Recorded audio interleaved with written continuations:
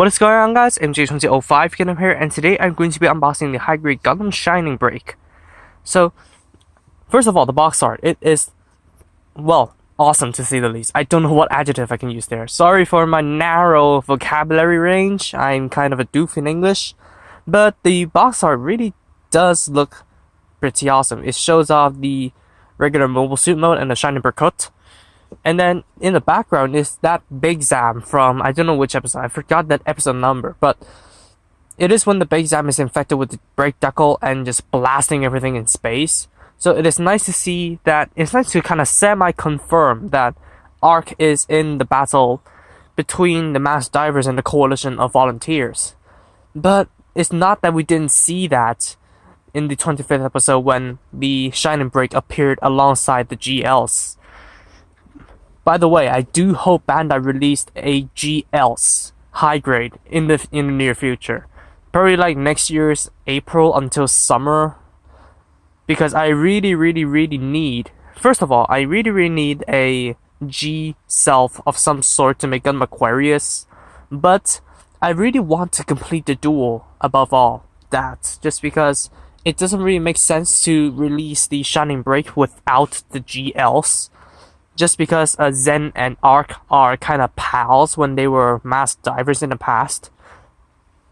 So, I really hope Bandai releases a GLs. And the RRP is gone. I don't know what's wrong with this. I don't know if it is an exclusive issue to my kit or it's just an issue across all the Shining Break prints. But yeah, if you guys have the Shining Break yourself, tell me in the comments below, did you encounter this issue? It is not a really big issue per se, but it is just weird. At least the release year is still here, so that's all fine and dandy. And now, let's move on to the plates. Now, I finally understood what Knight was talking about in one of my posts, because look at this, you get two A plates. They are of the exact same color except for the bottom bit. This bit is yellow, while this bit is clear green. So, your choice. You can make a straight build while customizing it, if that makes any sense to you guys. Because you can either give it the yellow fins and V fin, and also the yellow vents, or you could give it clear vents, clear green, which may look kinda out of place in the build, but well, it's an option for you guys. You can give it an energy V fin, just like the beginning Gundam, and somewhat like the Red Dragon Astray, or you can give it the regs. Looking good. And then the B plate is exactly from the Shining Gundam. Like, now, I am kind of worried about this kit just because the Shining Gundam is one of the loosest kits I've ever built. While I was doing the review back in the day, I shat on it a lot for being one of the loosest ones I've ever built. Just because of the mechanic of transforming it into its super mode that causes everything to fall off. And now we are going on to the C plate, which is basically the same frames from the Shining Gundam. Now you need to expect, like, the articulation of the Shining Break may be just exactly the same as the Shining Gundam, so I do not really have high hopes for it, just because the Shining Gundam is somewhat like, over 5 years old, I think? Not sure. But, well, you do get some extra hands over here. And then we are gonna skip all the alphabet. This is gonna be bad for children, but it's just because they're probably learning the alphabet. Now we skip from C to I. So yes, children, the next alphabet is I. I'm joking, by the way. So we get all the thrusters and then a collar piece, I think. I don't know what the hell that is. I need to build to be sure. And then probably like parts separators in I2. Not sure. But yep, that's what it is. And then you have your very old sheet of ancient polycaps. Probably came from the Pharaoh's tomb. And then we have a short saber and a long saber from the Shining Gundam as well. And then let's move these off to the side. And now you do get your usual multilingual instruction pamphlet. I have a million of these. And then you have the sticker sheet. Not so large. It's mainly just the black details and the lenses. So I can probably go stickerless if I want to. But well, I'm a lazy shit, so what else can I say? And then finally, we came to the instruction manual. Now, I've been reading the backstory of the Shining Break arc and Arc and Zen, and it sounds like more of an interesting storyline to me because, well, it just talks about more. It just talks in depth about the masked divers. Like we seen them in the anime, but we didn't get to basically go in depth about them. Just what goes on behind the scenes, and of course, Arc and Zen. Yo, I want to see that relationship develop. And of course, the Shining Break is way more awesome than the Double Up Diver. Let me tell you that, because well, I hate Riku. Hate Riku. Hate him to the gut. Hate him to the ground. I don't know what the hell I'm just trying to say here. So you can read this for yourself. And then going on to the back, the material Gunpla is the Shining Gundam, but I think it is also fused with elements of the Kyrios or Arios. I'm not sure.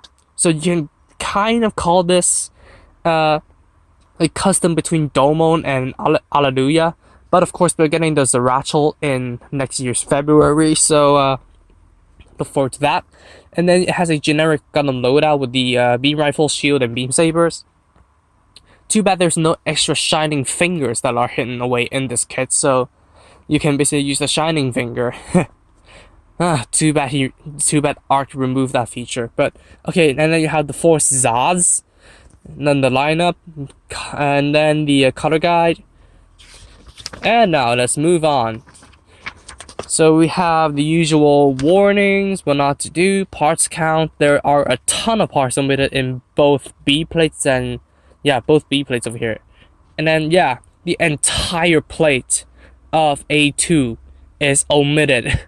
So well, you can dual shields and rifles for the Shining Break, or you could give it to another kit for customizations. Why not?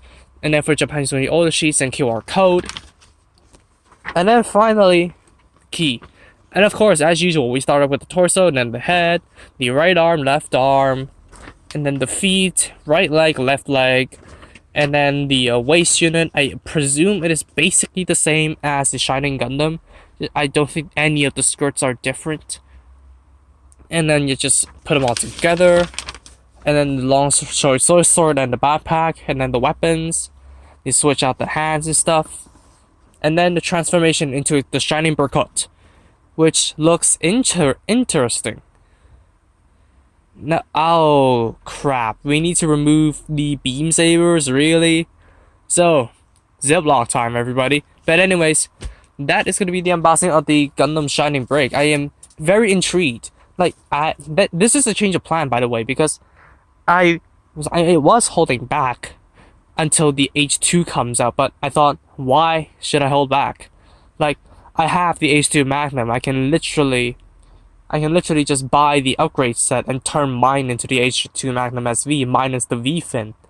And if I'm buying this H2 Magnum SV just for the sake of a joke, I might as well not buy it and put the joke in the post, in the community page that I'm using.